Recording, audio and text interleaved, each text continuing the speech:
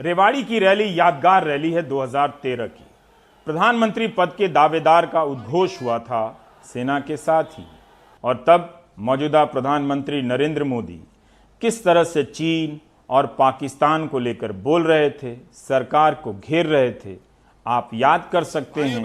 मेरे साथ एक बार फिर से फ्लैशबैक में चल सकते हैं। आए दिन हम संकटों से घिरते चले जा रहे हैं। पाकिस्तान अपनी हरकतों को छोड़ नहीं रहा है। चीन आए दिन आंखें दिखाता रहता है, हमारी धरती पर घुस जाता है। इतना ही नहीं, ब्रह्मपुत्रा की नदी का पानी रोकने पर उतारू है, अरुणाचल प्रदेश को हड़प करने पर उतारू है।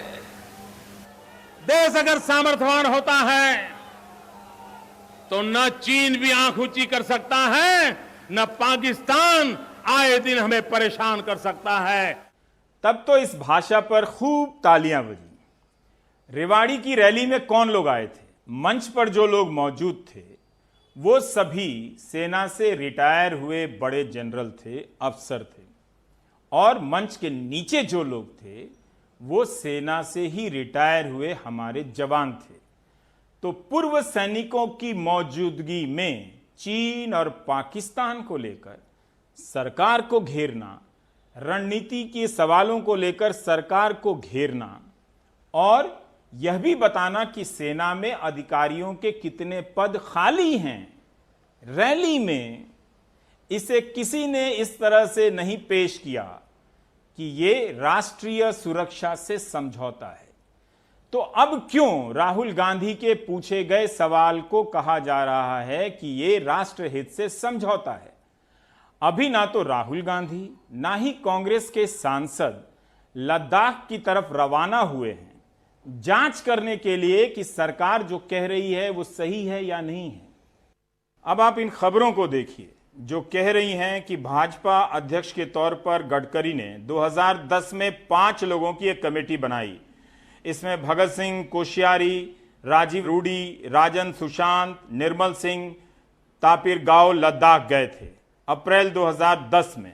इंडियन एक्सप्रेस ने 2010 में लिखा था कि ये एक फैक्ट फाइंडिंग कमेटी के रूप में गए थे और उन इलाकों का दौरा करने जहां चीन के कब्जे की खबरें थीं। बाद में पीटीआई ने भी खबर छापी थी। रूडी ने बयान दिया था कि उस इलाके में चीनी गड़ियों के सहारे घुसपैठ बढ़ रहा है, उन इलाकों में इंफ्रास्ट्रक्चर नहीं है, लोग अलग थलग पड़ गए हैं, इसलिए वहां टूरिज्म को बढ़ावा दिया जाए।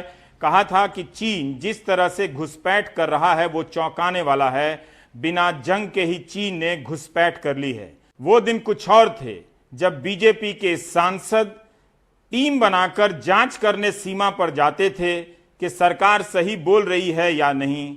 अब दिन कुछ और है जब विपक्ष सवाल करता है तो बीजेपी के नेताओं को लगता है कि देश की सुरक्षा खतरे में पड़ रही है। पुलवामा के वक्त विपक्ष और राहुल गांधी ने सवाल किया तो कहा गया कि पाकिस्तान की मदद कर रहे हैं। पाकिस्तान में हुए ट्वीट या उनके बयानों के जिक्र को प्रमाण के रूप में भारत में पेश किया गया, न्यूज़ चैनलों में दिखाया गया। लेकिन अब क्या आप वही बात कह सकते हैं जब चीन में प्रधानमंत्री मोदी के बयान को चीनी भाषा में अनुवाद कर घुमाया जा रहा है? चीन अपने पक्ष में इस्तेमाल कर रहा है या पेश कर रहा है? क्या प्रधानमंत्री अपने देश की जनता से बात करना छोड़ दें कि चीन उनके बयानों को, उनके सवालों को इस्तेमाल करेगा? लेकिन अब जब प्रधानमंत्री पर ही यह आरोप लग रहे हैं तब कोई दूसरी भाषा नजर नहीं आ रही है। मामूली सा तर्क काम नहीं आ रहा है कि चीन और पाकिस्तान अपने हिसाब से करेंगे ही, हम तो सवाल करेंगे, हम तो जवाब देंगे, ये हम नहीं छोड़ सकते।